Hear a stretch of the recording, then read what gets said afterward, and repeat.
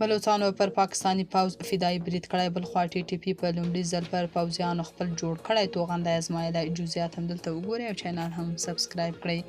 د بلوچستان د تربت اړوند نیو بهمن سیمه کې د سړک په غاړه د پاکستاني ځواکونو پر یو کاروان فدایي برید شوی. د بلوڅو بیلتون پالې ډلې چې ځان ته مجید-لیوا سرتیري هم وایي د دغه برید مسؤلیت منلی او وایي د دوی غړي ځانمرګي برید کړی دی.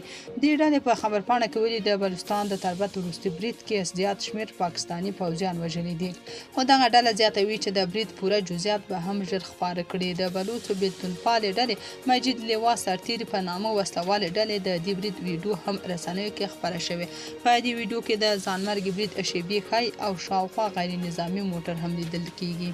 د برید وروسته په نظامي موټر کې اور لګېدلی دی. د پاکستان جیو نیوز بیا په دغه چاودنه کې د 4 تنو د وژل کېدو او د 22 نورو د ټپي کېدو خبر ورکړ.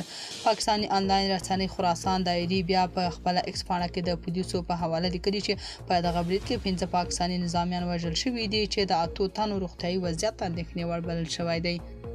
بلخوا د تحریک طالبان پاکستان ته نږدې سرچینو افغانستان انټرنیشنل ته وویل د دې ډلې د حافظ ګل بهادر ګروپ وسلوالو اول ځل د شمالي وزیرستان په میرادي کې د پاکستاني پوځیانو اډه پر یو میزایل په نښه کړې ده.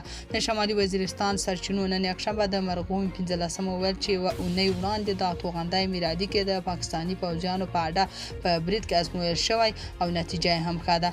حافظ ګل بهادر ګروپ هم د دې میزایل انځور په ټولنیزو رسنیو کې خپور کړی دی. د ټي ټي پي ځایي وسلوال چې دا توغندی لیدلی په هکله یې وایي دا میزایل په دومره اسانه نه جوړیږي او نه هم کوم کم لګښت پرې راځي. د دې میزایل توغولو سره سخت ویجاړی کیږي او د سختو جګړو کې د دښمن مورال له منځه وړي.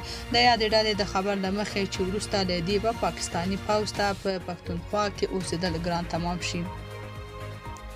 تاسو په دې اړه څه نظر لرئ؟ کمنټ کې شریک او چینل هم سبسکرایب کړئ.